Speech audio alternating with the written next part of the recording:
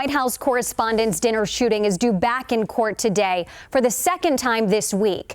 New documents filed by the U.S. Attorney's Office in Washington show prosecutors plan to ask the court to detain 31-year-old Cole Allen pending trial. He faces 2 firearms charges and 1 count of attempting to assassinate the president. Prosecutors have released these images, these selfies the suspect took in his hotel room at 8:03 p.m. In the photo, he is seen wearing weapons and a gun holster.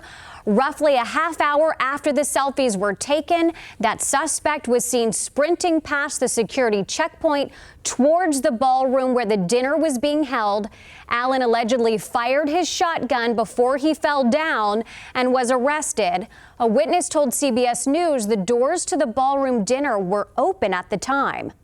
I was very concerned because we had the line of succession for our country in the ballroom, and I didn't know what they knew. So I started shutting the ballroom doors.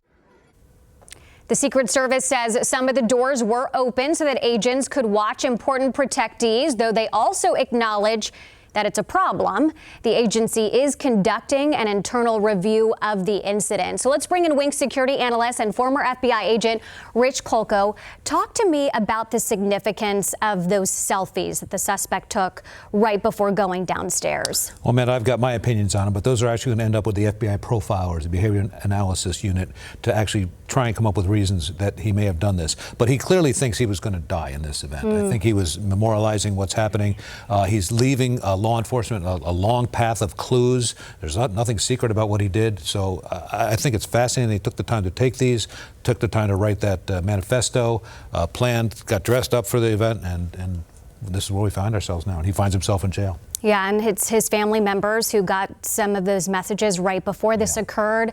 Unfortunately, too late. There seems to be some confusion as to whether he fired a shotgun before falling after he stormed past that checkpoint.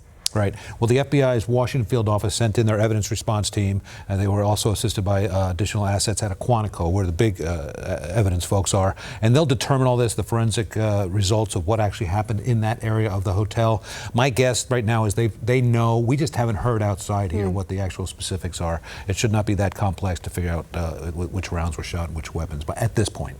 Okay. Thank you very much, Rich Kolko. We'll continue to check in with you as this case develops. Okay.